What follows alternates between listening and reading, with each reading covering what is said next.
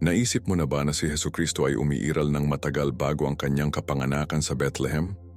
Marami ang naniniwala na ang kasaysayan nito ay nagsimula sa isang mapagpakumbabang kresh.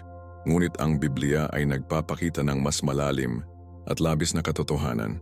Umiiral si Jesus kahit na bago ang paglikha ng mundo. Ito ay hindi isang simpleng haka-haka, ngunit isang katotohanan sa Biblia na maaaring radikal na baguhin ang iyong pangitain kay Kristo at palakasin ang iyong pananampalataya.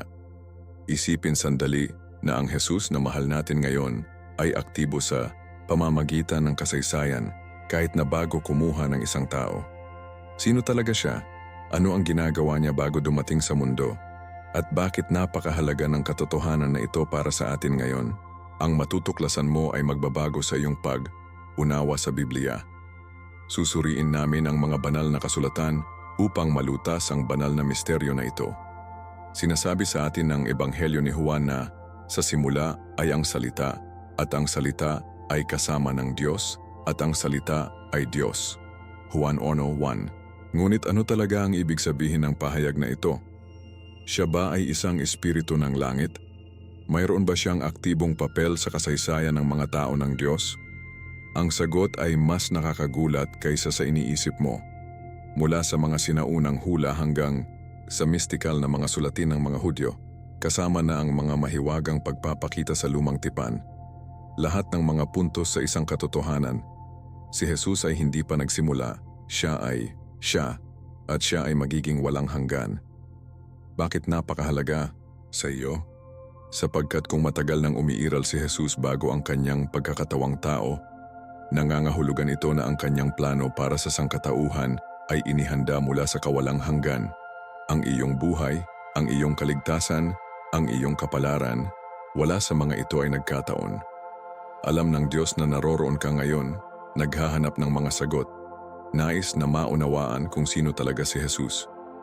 At kung ano ang ibubunyag natin sa pag-aaral na ito sa Biblia, ay maaaring magbago ng iyong relasyon sa Diyos sa paraang hindi mo naisip.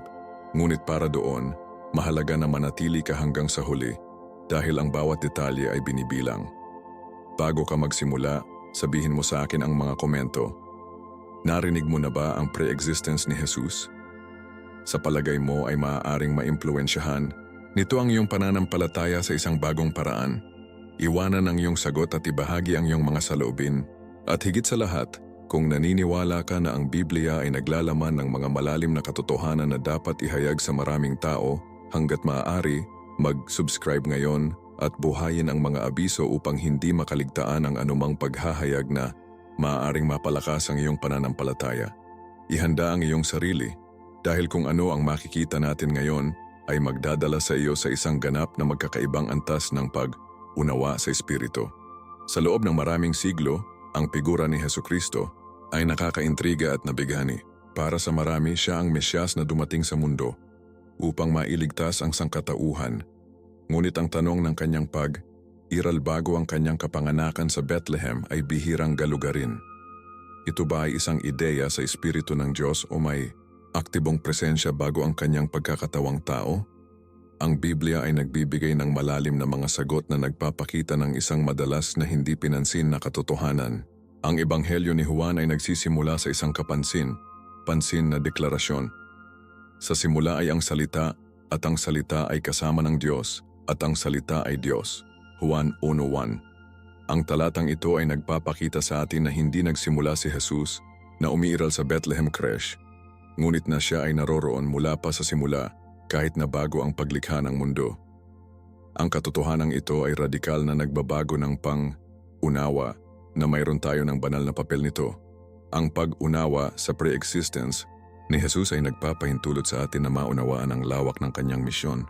Kung si Jesus ay mayroon na bago ang kanyang pagkakatawang tao, nangangahulugan ito na ang kanyang sakripisyo ay hindi isang simpleng kaganapan ng nakaraan, ngunit isang mahalagang bahagi ng walang hanggang plano ng Diyos. Itinuturo ng Biblia na si Jesus ay ang kordero na imolind mula sa pundasyon ng mundo. Apocalypse 13:8, na nagpapahiwatig na ang papel nito bilang isang tagapagligtas ay itinatag ng matagal bago nilikha sina Adan at Eva. Walang naiwan sa pagkakataon. Ang pagdating ni Jesus ay hindi nagre-resulta mula sa isang biglaang pangangailangan para sa pagtubos, ngunit mula sa isang banal na disenyo ay naglihi kahit na bago ang pagbagsak ng sangkatauhan. Ang kanyang pre-create na pagkakaroon ay nagpapakita ng isang Diyos na nagmasters ng kasaysayan at kung sino, mula pa sa simula, ay ibinigay para sa pagtubos ng kanyang mga tao. Kung umiiral si Jesus bago ipinanganak, ang sumusunod na tanong ay mahalaga. Saan at paano siya ipinakita bago ang kanyang pagkakatawang tao? Sa pamamagitan ng pag-browse sa lumang tipan, natuklasan namin ang mga mahiwagang pagpapakita na nakakaintriga sa mga eskolar at mananampalataya. Maraming mga nakakainis na numero ay tila may isang banal na kalikasan at madalas na kinilala bilang mga prefigurasyon ni Jesus. Ang karakter ni Melchizedek halimbawa ay isang hari at pari na walang talaangkanan na inilarawan sa Hebreo 7 bilang kahawig ng anak ng Diyos. Gayon din, ang anghel ng Panginoon na lumilitaw ng maraming beses sa lumang tipan ay nagsasalita tulad ng Diyos mismo at tinatanggap ang pagsamba isang pribilehiyo na nakalaan para sa Panginoon lamang. Ang mga pagpapakita na ito ay nagpapalaki ng isang kamangha-manghang tanong, makikipag-ugnay na ba si Jesus sa sangkatauhan bago ang kanyang pagkakatawang tao? Naglalaman din ang lumang tipan ng mga hula na nagpapatunay sa pagiging pre-existence ni Jesus. Sa Isaiah 9:6, nabasa natin ang makahulang anunsyo na ito. Para sa isang bata ay ipinanganak sa amin, isang anak na lalaki ang ibinibigay sa amin, at ang dominasyon ay magpahinga sa kanyang balikat. Tatawagin siyang kahanga, hanga, tagapayo, makapangyarihang Diyos, walang hanggang Ama, prinsipe ng kapayapaan. Ang talatang ito ay hindi lamang isang mesianic na pangako, iminumungkahi din niya na ang bata na dapat lumitaw ay may banal at walang hanggang pagkakakilanlan. Gayon din ang propeta Micah Brembacor ay nag-uusap tungkol sa Mesyas, na nagsasabi na ang kanyang mga pinagmulan ay bumalik sa mga sinaunang panahon, ang mga araw ng kawalang hanggan. Kinumpirma ng mga talatang ito na si Jesus ay hindi biglang lumitaw sa kasaysayan, ngunit siya ay Alpha at Omega. Mayroon ng magpakailanman at magpakailanman. Ang paghahayag na ito ay may malalim na implikasyon para sa ating pananampalataya. Si Jesus ay hindi lamang isang makasaysayang figura, siya ang Panginoong Anak ng Diyos, ang pandiwa na nilagyan na naroroon bago nilikha at kasangkot sa banal na disenyo ng matagal bago ang kanyang kapanganakan sa lupa. Ang pag-unawa sa katotohanan ito ay nagpapatibay sa ating tiwala sa Diyos at inaanyayahan tayong makita si Jesus hindi lamang bilang isang tagapagligtas ng nakaraan, kundi bilang isang aktibo at buhay na buhay sa ating buhay ngayon. Ngunit, kung nandoon si Jesus bago dumating sa mundo, ano ang kanyang papel sa paglikha ng mundo? Hayaan nating galugarin ang mahalagang tanong na ito sa natitirang pag-aaral sa Biblia na ito. Mula sa mga unang linya ng Biblia, ang isang manghang misteryo ay naging si Hesukristo ay naroroon sa pinagmulan ng lahat ng umiiral. Sa simula ay ang pandiwa, at ang pandiwa ay kasama ng Diyos, at ang pandiwa ay Diyos. Ginawa ito ng Kanya at walang nagawa na ginawa ng wala siya.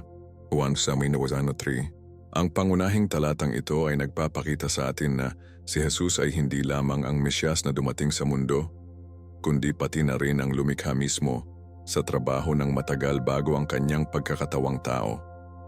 Ito ay hindi lamang isang pangalawang figura sa banal na eroplano, ngunit ang master architect ng universo. Ang katotohanan ito ay kinumpirma ng Colossus 1:16. Para sa kanya ay nilikha ang lahat ng mga bagay na nasa langit at sa lupa, ang nakikita at hindi nakikita, ang lahat ay nilikha ng kanya at para sa kanya. Ang bawat bituin, bawat bundok, ang bawat hininga ng buhay ay dinisenyo ni Kristo bago siya kumuha ng porma ng tao sa Bethlehem. Kung si Jesus ang instrumento ng paglikha, kung gayon ang kanyang papel ay lubos na lumampas sa imahe ng simpleng tagapagligtas. Bago pa man umiiral ang tao, siya ang malakas na salita na nagsilang sa universo ng wala. Isipin, kapag sinabi ng Diyos na ang ilaw ay Genesis 1:3, ito ay si Jesus, ang salita, na nagsagawa ng utos na ito. Ang kanyang autoridad ay nagpalawak na sa lahat ng umiiral. Hindi siya isang manonood ngunit ang tunay na pinagmulan ng buhay. Ang ideyang ito ay nagbabago sa paraang nakikita natin si Jesus. Marami ang itinuturing sa kanya lamang bilang isa na dumating upang mamatay para sa ating mga kasalanan. Ngunit bago iyon, siya ay nasa gitna ng banal na proyekto na humuhubog sa bawat detalye ng kosmos na may walang katapusang karunungan.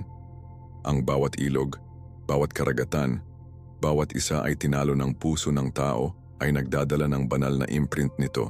Sa pamamagitan ng pag-unawa sa katotohanan ito, napagtanto natin na si Jesus ay hindi lamang lumitaw sa kasaysayan ng tao sa kapanganakan, ngunit ito ang mismong pundasyon. Ang kanyang papel sa paglikha ay napakatalino na patunay ng kanyang pagka-Diyos. Ang Diyos lamang ang maaaring lumikha mula sa wala at gayunpaman ang Biblia ay paulit na nagpapatunay na ang lahat ay nagawa ni Jesus. Ang kanyang autoridad ay hindi nagmula sa kanyang ministeryo sa lupa. Nauna siya sa anumang pag-iral. Nangangahulugan ito na kapag siya ay lumakad sa gitna namin, isang guro na kapagpapagaling at mapagmahal, ito ang tagalikha ng langit at ang mundo mismo na tumugon sa mga tao. Isipin ang kapangyarihan ng katotohanan ito. Ang Diyos ay hindi lamang nagpadala ng messenger o isang propeta. Siya mismo ay dumating sa isang porma ng tao. Ngunit kung si Jesus ang isa kung saan ang lahat ay nagawa, kung gayon ang kanyang mensahe ay tumatagal sa isang buong bagong sukat, hindi namin pinag-uusapan ang tungkol sa isang simpleng rabbi o isang sambong, ngunit sa isa na bumubuo ng tao gamit ang kanyang sariling mga kamay. Alam niya ang bawat hibla ng ating pagkatao, bawat pag-iisip, bawat pagnanasa sapagkat ipinaglihi niya tayo mula sa simula. Ito ang dahilan kung bakit ang kanyang mga turo ay hindi simpleng payo sa espiritu, ngunit ang ganap na katotohanan na namamahala sa buong universo. Ang tanggihan si Jesus ay tanggihan ng isa na nagbigay sa atin ng buhay. Tinatanggihan nito ang ating sariling pinagmulan. Ito ang dahilan kung bakit napakahalaga ang kanyang tawag sa pananampalataya. Hindi lamang isang paanyaya ang maniwala, ngunit ang pagbabalik sa ating tagalikha. Ang isa na humuhubog sa atin ng pag-ibig at para sa isang walang hanggang layunin. Ang papel na ito ni Jesus sa paglikha ay nagpapakita na hindi siya naging isang simpleng aktor ng banal na plano, ngunit siya ang nagsisimula at ang sentro. Ang universo ay kabilang sa kanya, ang lahat ay nagawa para sa kanyang kaluwalhatian, at ang lahat ay bumalik ng tama, ngunit nagtaas ito ng isang mas malalim na tanong. Kung umiiral si Jesus bago ang kanyang pagkakatawang tao at siya ay aktibong lumahok sa kasaysayan ng tao, lumitaw ba siya ng ibang mga oras bago siya ipanganak? Nakipag-ugnay ba siya sa sangkatauhan sa lumang tipan? Ito ang pupuntahan natin sa natitirang pag-aaral sa Biblia na ito. Kung umiiral si Jesus bago ang kanyang pagkakatawang tao, maaari ba siyang naroroon sa mga account ng lumang tipan? Sa unang sulyap, tila hindi maiisip, ngunit sa pamamagitan ng pagsusuri ng mabuti ang mga banal na kasulatan, ang mga mahiwagang pagpapakita ay lumitaw. Ang mga nakakaaliw na numero ay tila may isang banal na kalikasan at madalas na binibigyang kahulugan bilang paunang pagpapakita ni Kristo. Ang isa sa mga kapansin-pansin ay ang anghel ng Panginoon, isang nilalang na, hindi katulad ng ibang mga anghel, ay nagsasalita tulad ng Diyos mismo at tumatanggap ng pagsamba. Sa Exodo 3:6, nakilala ni Moises ang isang nasusunog na bush at nakikita ang anghel ng Panginoon na nagsabi sa kanya, "Ako ang Diyos ng iyong ama, ang Diyos ni Abraham, ang Diyos ni Isaac at ang Diyos ng Jacob." Hindi ito isang ordinaryong anghel, sapagkat walang anghel na maiugnay sa pangalan ng Diyos. Si Moises, na napagtanto ang kabanalan ng sandaling ito, itinago ang kanyang kilabot na mukha. Ang ganitong uri ng hitsura ay nagmumungkahi ng isang paunang pagpapakita ng pagpapakita ni Jesus na habang naiiba sa Ama ay ganap na kinikilala ang kanyang sarili bilang Diyos. Ang isa pang kamanghamanghang karakter ay si Melchizedek, isang figure na lilitaw sa Genesis 14:18-20 at nakakaintriga pa rin sa mga teologo ngayon. Siya ay inilarawan bilang hari ng Salem at pari ng napakataas na Diyos. Ngunit walang mga detalye sa kanyang mga pinagmulan na nabanggit. Ang sulat sa mga Hebreo ay karagdagang nag-iilaw sa misteryo na ito. Siya ay walang ama, walang ina, nang walang talaang kanan, Wala siyang simula ng mga araw o pagtatapos ng buhay, ngunit siya ay ginawang katulad ng anak ng Diyos. Hebreo 7:3. Paano ang isang tao ay walang pinagmulan at walang katapusang? Pinagpala ni Melchizedek si Abraham at ang huli ay nag-aalok sa kanya ng ikapu, kaya kinikilala ang kanyang espiritual na awtoridad. Ang pulong na ito ay nagmumungkahi ng isang banal na presensya na nakatago sa lumang tipan. Isang hari at pari na figura na tila direktang tumuturo kay Hesukristo. Ang lumang tipan ay naglalaman ng iba pang mas pansin na mga banal na pagpapakita. Sa Daniel 3:25, namangha si King Nebuchadnezzar sa pamamagitan ng pagkakita sa isang pang-apat na tao na naglalakad sa nagniningas na hurno sa tabi ng 3 batang Hebreo.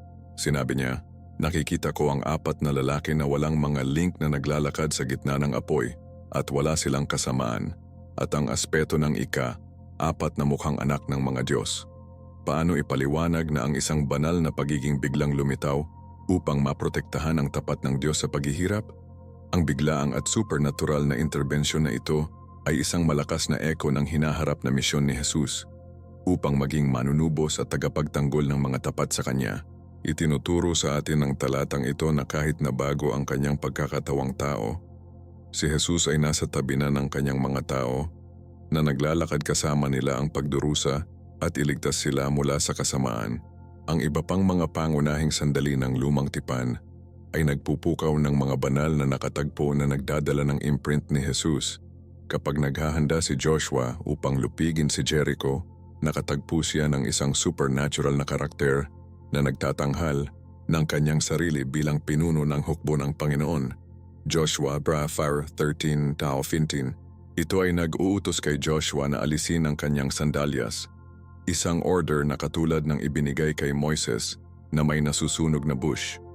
Bumagsak sa kanya si Joshua at hindi katulad ng mga anghel na tumanggi sa pagsamba. Apocalypse 22:8-9. Tinatanggap siya ng pinuno ng langit na ito. Ang detalyeng ito ay nagmumungkahi na hindi ito isang ordinaryong anghel, kundi ni Hesukristo mismo na namamagitan sa kasaysayan ng Israel kahit na bago ang kanyang pagkakatawang tao sa lupa.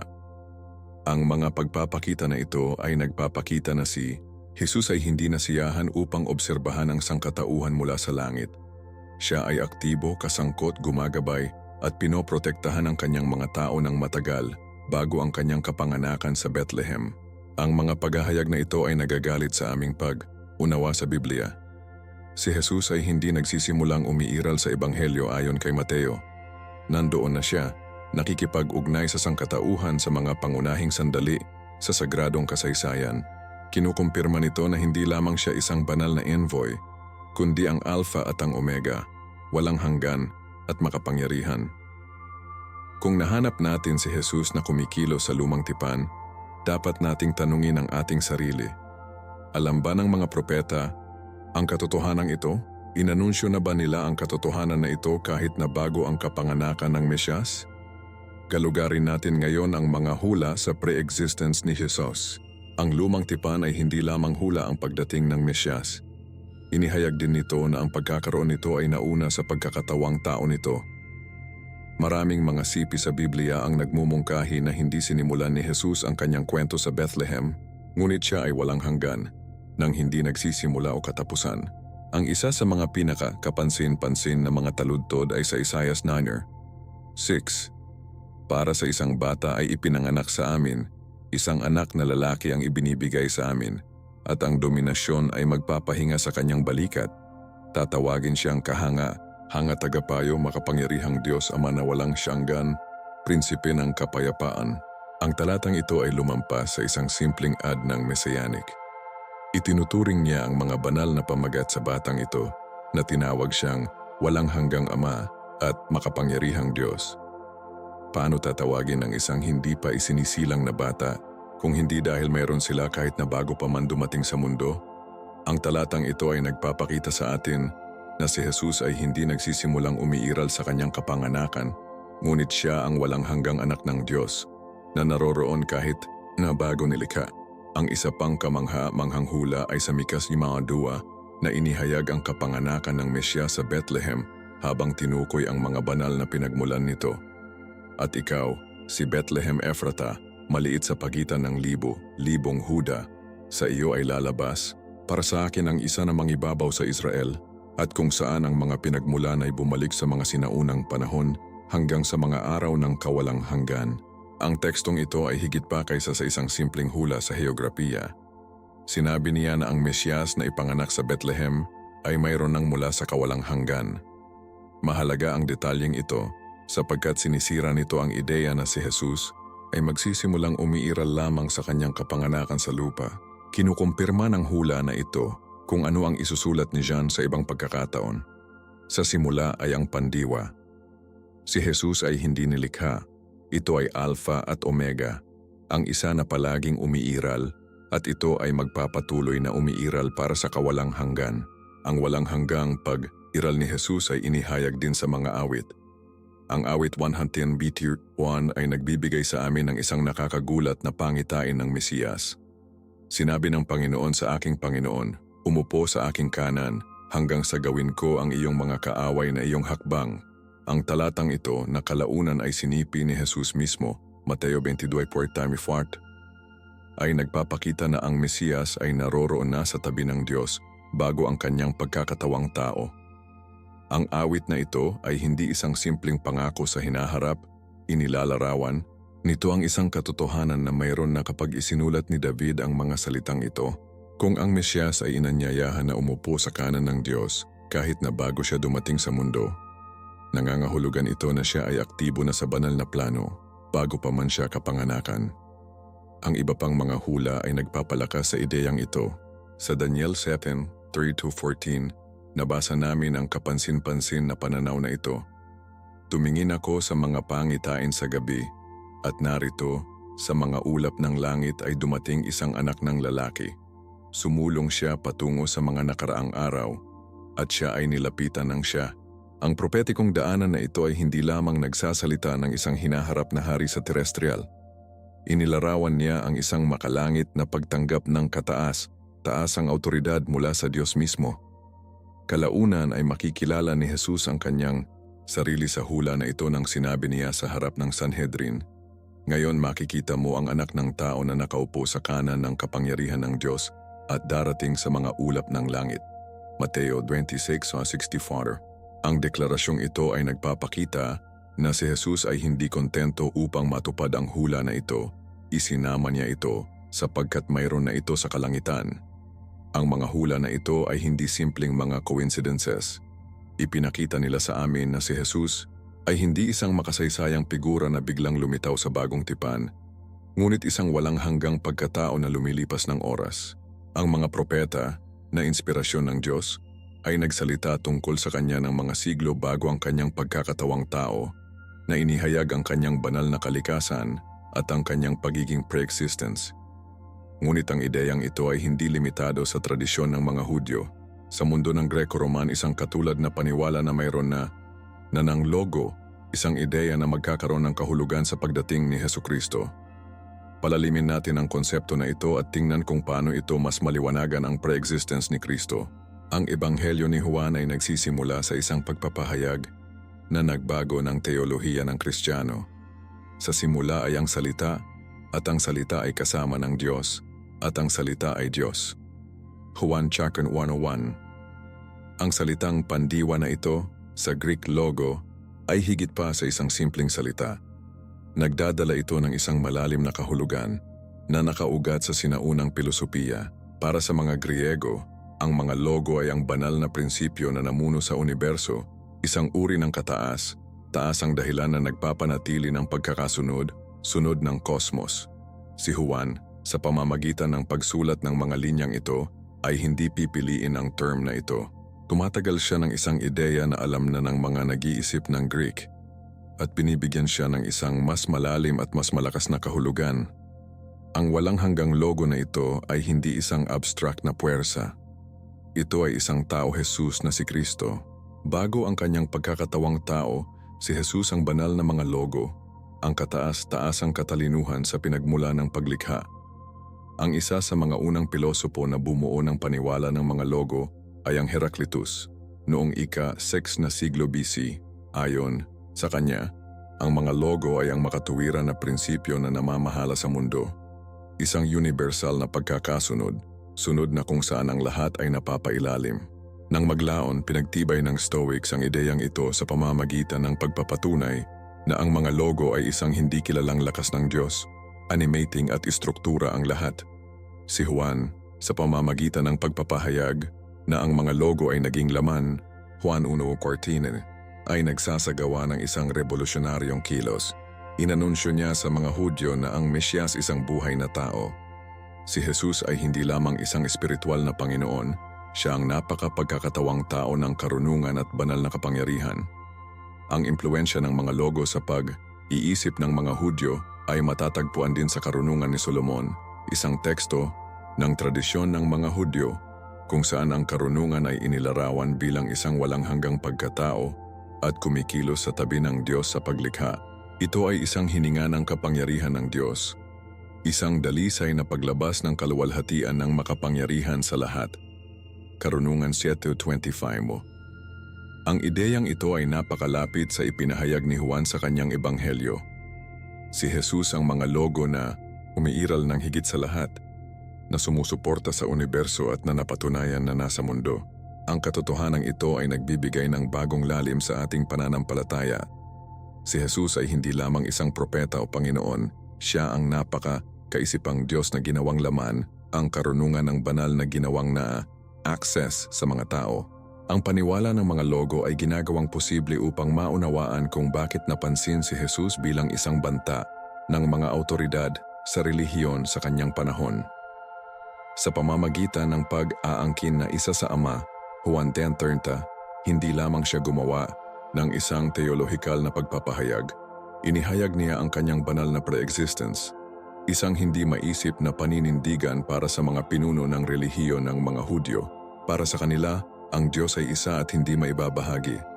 Ngunit dumating si Jesus upang ipakita na ang iisang Diyos na ito ay nagpahayag ng kanyang sarili sa ibang anyo, ang walang hanggang anak.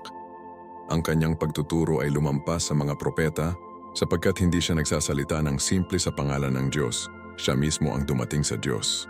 Ito ang dahilan kung bakit ang kanyang mga salita ay may ganitong epekto tulad ng isang autoridad. Hindi lamang niya inulit ang mga dating katotohanan. Ito ang kakanyahan ng katotohanan. Ang ideya ng mga logo ay hindi lamang nag-aalala sa teolohiya, mayroon itong malalim na implikasyon para sa ating espiritual na buhay. Kung si Jesus ang banal na prinsipyo na sumusuporta sa lahat, kung gayon ang bawat salitang binibigkas niya ay isang ganap, walang hanggan at hindi mababago na katotohanan, nangangahulugan ito na hindi lamang natin makinig sa kanyang mga turo bilang mabuting payo. Dapat nating mabuhay ang mga ito ng lubusan, sapagkat ang mga ito ang mismong pagpapahayag ng banal na karunungan.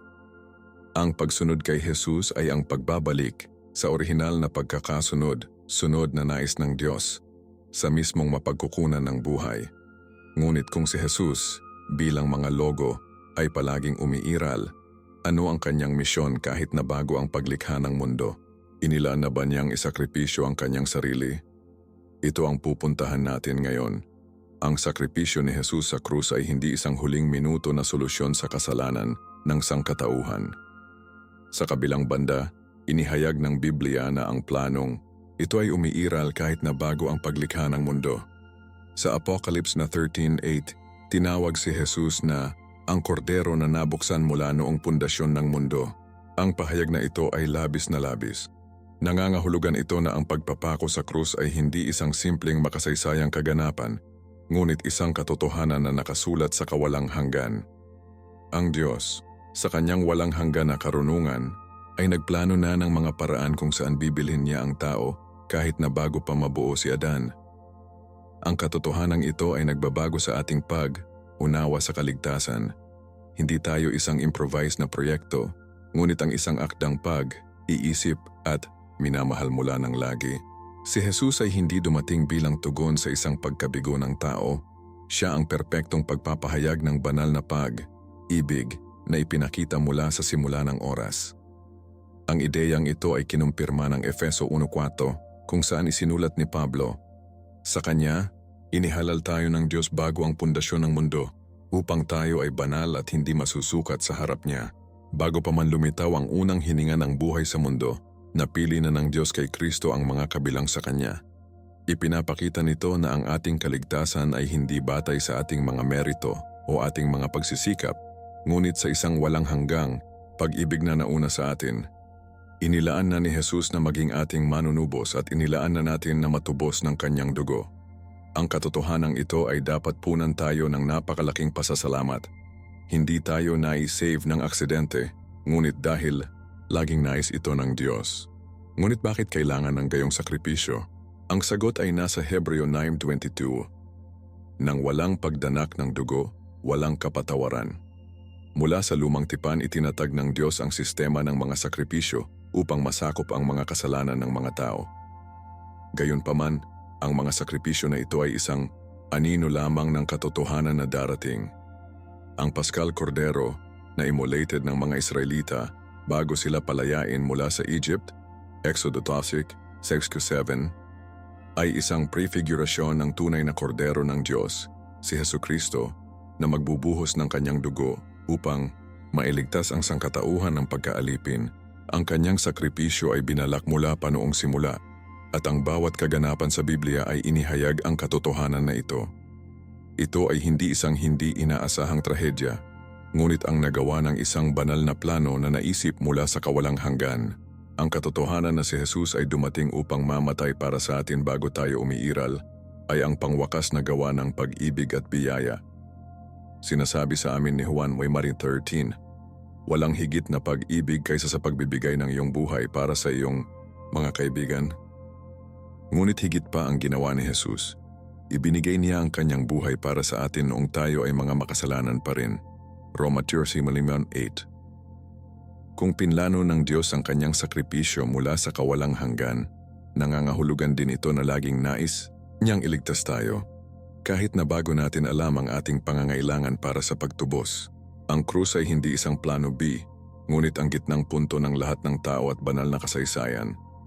Ang perpektong plano ng kaligtasan na ito ay nagpapakita na ang Diyos ay hindi kailanman pinabayaan tayo at ang Kanyang pag-ibig ay hindi nakasalalay sa ating katapatan ngunit sa Kanyang walang hanggan at hindi mababago na kalikasan.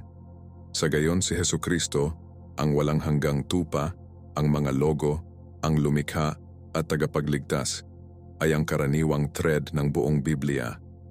Bago nilikha ang mundo, bago pa man bumagsak si Adan sa kasalanan, dinisenyo ng Diyos ang isang paraan ng pagtubos. Ang paghahayag na ito ay dapat magdala sa atin sa isang mas malalim na pananampalataya sapagkat naglilingkod tayo sa isang Diyos na walang pagkakataon. Ngunit kung ang plano na ito ay kilala sa Diyos mula sa kawalang hanggan, ano ang tungkol sa mga tao? Nakikita ba ng mga Hudyo ng antigong katotohanan ang katotohanan na ito? Nagsasalita ba ang mga sinaunang sulatin tungkol sa isang pre-existing Mesyas? Ito ang matutuklasan natin ngayon. Kung umiiral si Jesus bago ang Kanyang pagkakatawang tao, naroroon ba ang ideyang ito sa sinaunang pag-iisip ng mga Hudyo? Malayo sa pagiging isang imbensyon ng Kristyanismo, ang paniwala ng isang pre-existing at aktibong banal na pagkatao sa mundo ay naroroon sa maraming mga sinaunang teksto ng mga Hudyo. Sa aklat ni Enoch na malawakang binabasa ng mga Hudyo ng ikalawang templo, nahanap natin ang figura ng anak ng tao, isang makalangit na pagkatao na nakaupo sa kanan ng Diyos at nagsasanay ng paghatol ng banal sa mga bansa. Inilarawan ni Enoch 48 days ang karakter na ito bilang nahalal bago ang paglikha ng mundo at inilaan upang ipakita ang hustisya ng Diyos sa mga tao. Ang talatang ito ay kapansin-pansin sapagkat ipinapakita niya mismo kung ano ang sasabihin ni Jesus tungkol sa kanyang sarili. Ang anak ng tao ay darating sa kanyang kaluwalhatian at umupo sa kanyang trono ng kaluwalhatian. Mateo 25:31. Sa makatuwid, hindi ito isang konsepto na dayuhan sa mga Hudyo noong unang siglo, ngunit isang katotohanan na nakita na ng ilan. Ang iba pang mga sulatin ng mga Hudyo, lalo na ang mga manuskrito ng Patay na Dagat, ay nagsasalita ng dalawang messianic figure, isang hari inapo ni David at iba pang mga pari na nagsasagawa ng isang espiritual na papel. Ang konsepto na ito ng dobleng Mesiyas ay nakakahanap ng isang eko sa misyon ni Jesus na kapwa hari at mataas na pari. Kinukumpirma ito ng Hebreong sulat, Siya ay isang soberanong pari ayon sa pagkakasunod, sunod ni Melchizedek, Hebreo 5:10. Ang walang hanggang pari na papel na ito ay hindi isang pagdaragdag ng Kristiyano, ngunit isang pangitain na isinasaalang, alang ng ilang mga alon ng Hudaismo. Sa Jesus, ang dalawang figure na ito ay pinagsama.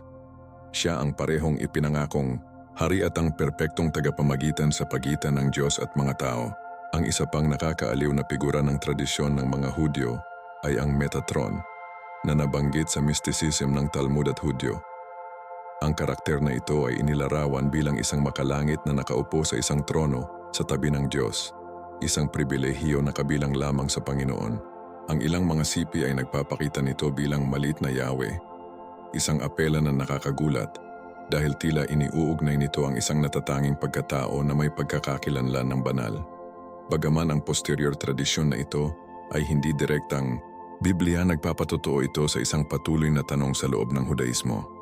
Paano ang isang banal na pagiging umiiral sa tabi ng Diyos nang hindi ikompromiso ang kanyang pagiging natatangi? Ito ay tiyak na ang tanong na ito na nagdulot ng labis na kontrobersya ng sinabi ni Jesus, "Ako at ang Ama, kami ay isa," Juan 10:30. Ang isa pang index ng pre-existence ng Mesiyas ay sa Targumic literature, na isang koleksyon ng mga interpretasyong Aramaiko ng Lumang Tipan. Sa ilang mga Targums, lalo na ang mga nasa Mika 5:2, ang Mesiyas ay inilarawan bilang isang pagkatao na ang pinagmulan ay mula ng walang hanggan. Ang pagbabalangkas na ito ay tumutugma ng eksakto sa ideya na nahanap natin sa Bagong Tipan, Juan 8:28, kung saan idineklara ni Jesus na bago pa si Abraham ako, ay sumasalamin lalo na sa pag-unawa ng mga Hudyo na ito ng isang umiiral na Mesiyas bago ang kanyang pagpapakita sa lupa. Sa makatuwid, hindi ito isang bagong bagay na ipinakilala ng mga apostol, ngunit isang paghahayag na natagpuan na ang isang eko sa pag-iisip ng relihiyon ng Israel. Ang mga sinaunang sulatin na ito ay nagpapatunay na ang ideya ng isang walang hanggang Mesiyas na mayroon bago ang kanyang hitsura sa mundo ay hindi nauugnay sa ilang mga alon ng Hudaismo. Nagbibigay ito ng mas malaking timbang sa mga assertions ni Jesus sa kanyang banal na kalikasan. Hindi lamang siya isang propeta na nagpapahayag ng kaharian, siya ang palaging umiiral, ang isa na pinahintulutan ng mga banal na kasulatan, ngunit marami ang hindi pa kinikilala. Ngunit ano ang ibig sabihin ng katotohanan ito para sa ating pananampalataya ngayon? Paano natin maiintindihan ang walang hanggang sukat na ito ni Kristo sa ating kaugnayan sa Diyos? Lapitin natin ang pagmuni na ito sa konklusyon. Si Jesus ay hindi lamang isang makasaysayang figura na minarkahan ang mundo. Sa pamamagitan ng kanyang pagtuturo at kanyang sakripisyo, siya ay higit pa sana. Simula sa simula, naroroon siya, naroroon sa tabi ng Diyos, aktibo sa paglikha, na inilalantad ang kanyang presensya sa pamamagitan ng lumang tipan, na inihayag ng mga propeta at nakasulat sa mga sinaunang teksto bago ang kanyang pagkakatawang tao. Ito ay Alpha at Omega, ang isa na lumilipas sa oras at kasaysayan. Ang pag-unawa sa iyong pre-existence ay hindi lamang nagbabago sa aming pangitain sa Biblia, ngunit binabago ang aming relasyon dito, sapagkat kung umiiral si Jesus bago dumating sa mundo, nangangahulugan ito na kilalanan niya tayo. Napinlano na niya ang ating kaligtasan at tinawag niya tayong mabuti bago natin napagtanto ang ating pangangailangan para sa pagtubos. Ang labis na katotohanan na ito ay nag-aanyaya sa atin na makita si Jesus hindi bilang isang simpleng relihiyosong figura ng nakaraan, ngunit bilang isang buhay, walang hanggan at palaging nagpapakita ng katotohanan. Ito ay pareho kahapon, ngayon at walang hanggan. Hebreo 13:8. Ang kanyang sakripisyo ay hindi isang gawa ng huling pag-urong, ngunit isang perpektong plano na naglihi mula sa kawalang hanggan. Isang pagpapakita ng hindi mababago na pag-ibig ng Diyos patungo sa sangkatauhan. Hindi nagsimulang umiiral si Jesus sa Bethlehem, siya ang kung saan nilikha ang lahat ng mga bagay, ang naglalakad kasama si Abraham, na nagsalita kay Moises, na nagligtas sa 3 batang Hebreo mula sa furnace. Palagi siyang naroroon at naroroon pa rin siya ngayon, na tumatawag sa atin na sundan siya ng pananampalataya at pagsumite.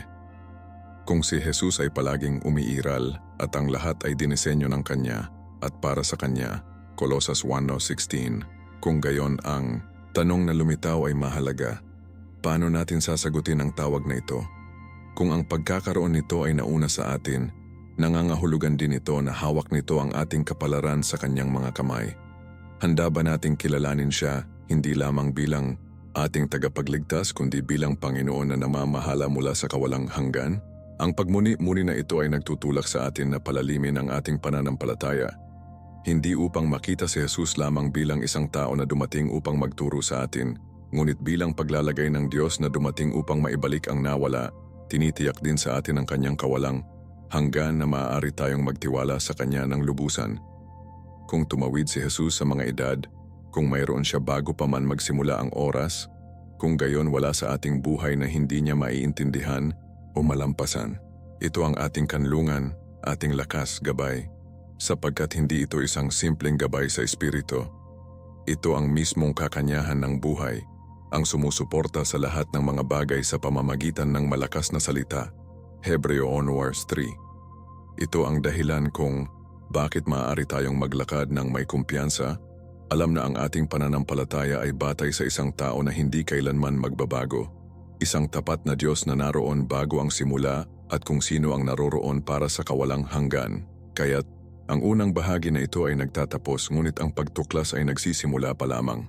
Kung ang katotohanan ito ay nagagalit na sa iyo, isipin ang lahat na kailangan pa nating galugarin sa misteryo ni Kristo at ang kanyang walang hanggang papel. Si Jesus ay hindi tumitigil na ibunyag ang kanyang sarili at ang kanyang presensya ay mas malapit sa atin kaysa sa iniisip natin. Kaya paano binabago ng katotohanan ito ang iyong pananampalataya ngayon? Maglaan ng sandali upang magnilay sa kung ano ang kahulugan para sa iyo. Sapagkat ang una sa lahat ay patuloy na nasa tabi mo na tumatawag sa iyo ng isang mas malalim na relasyon sa Kanya, matapos galugarin ang manghang katotohanan na ito ng magkasama sa pre-existence ni Jesus, isang mahalagang katanungan ang lumitaw. Ano ang nagbabago para sa iyo? Ngayon alam mo na si Jesus ay hindi lamang nagpakita ng kanyang sarili sa Bethlehem, ngunit mayroon pa rin siya bago ang paglikha ng mundo. Paano nagbabago ang paghahayag na ito? Unawain na si Kristo ay mayroon na mula sa kawalang hanggan, na lumahok siya sa paglikha, at na siya ay palaging may plano para sa sangkatauhan, ay nagpapatibay sa ating sarili at nagtulak sa atin na lumakad ng higit pa sa pananalig. Sabihin mo sa akin sa mga komento, naisip mo ba ang tungkol sa pre-existence ni Jesus bago ngayon? Sa palagay mo ba ang katotohanan na ito ay kilala sa mundo ng Kristiyano? Ang iyong opinyon ay interesado sa akin at babasahin ko ang bawat isa sa iyong mga komento. Mag-subscribe ngayon at buhayin ang mga abiso sapagkat magpapatuloy kaming galugarin ang mga paghahayag sa Biblia na maaaring literal na ibahin ang anyo ng iyong pag-unawa sa pananampalataya. At kung natagpuan mo ang mahalagang pag-aaral na ito, huwag ka pa umalis. Panoorin ang inirekomendang video na ito na napupunta pa sa isang hindi kilalang misteryo sa Biblia. Magugulat ka sa iyong matutuklasan. Naway pagpalain ka ng Diyos, ng sagana, at nahanap natin ang ating sarili sa lalong madaling panahon